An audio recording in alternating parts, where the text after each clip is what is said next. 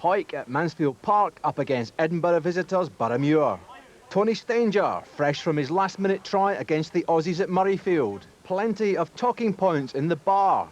Mainly, the Greens changed their floodlit strip for the gloomy November game. Hawick brightening up the day wearing canary yellow with blue trim.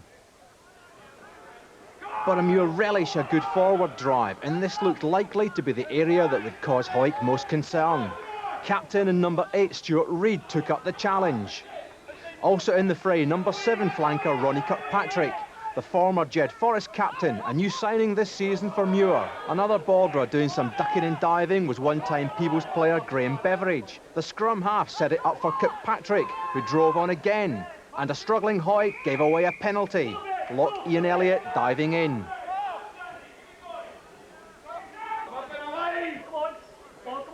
Early confidence from the City team, who decided to tap and run the penalty.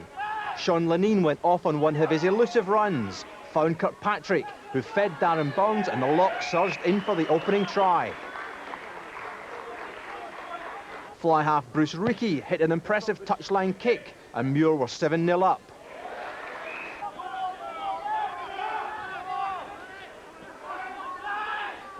Worse was to come for Hawick seconds later. A break by fullback Peter Flockhart. Quick ball from Beveridge to Rickey, and once again Kirkpatrick was in hand with the scoring pass. This time centre David Laird in past fly half Turnbull. Rickey once again did the business with a tricky kick. Hawick skipper Brian Rennick, nursing a broken leg in the stand, was clearly itching to get on the park. Good attacking by Ian Elliott would have cheered up the injured number 8. Over anxious Muir, offside. And fly half Colin Turnbull stepped up for the penalty kick, filling in for the regular number 10 Scott Welsh, who's out injured with bruised ribs. The stand-in was on target, 3 points for Hawick. Then there was the occasional discussion amongst the forwards.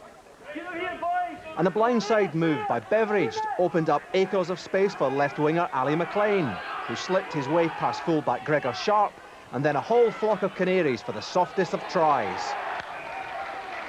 Quick thinking by a former Langham player at the other end just before the break. Flanker Craig Cotterill sold the dummy to no less than 3 players, and the back rower waltzed in for an outstanding try.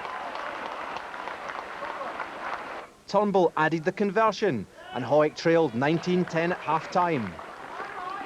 It's the hard, competitive attitude that's always kept Hawick in Division 1 of Scottish Rugby. But with poor defence, the Robbie Dyes were leaking too many tries. Fly half Rickey with a touchdown. But Hawick are renowned for a relentless attacking spirit, and fullback Gregor Sharp found winger Colin Murray. Making his debut in the Premiership, coach Billy Murray's son stretched fullback Flockhart beyond his limit and scored an impressive debut try. A nice moment for the teenager to savour. Colin Turnbull hit the conversion, then a penalty kick, Hawick trailing by 26 points to 20. But hopes of a revival began to fade with Sean Lenine's flick pass to Peter Flockhart, who slid in at the corner. And then the killer blow from Sean Lenine. First cap for Scotland in 1989. The Kiwi who qualified to play for Scotland through Scottish ancestry and built up such a formidable partnership with Scott Hastings. The inside centre still showing some pace, in for the try. Final score at Mansfield Park, Hawick 23, Boroughmuir 38.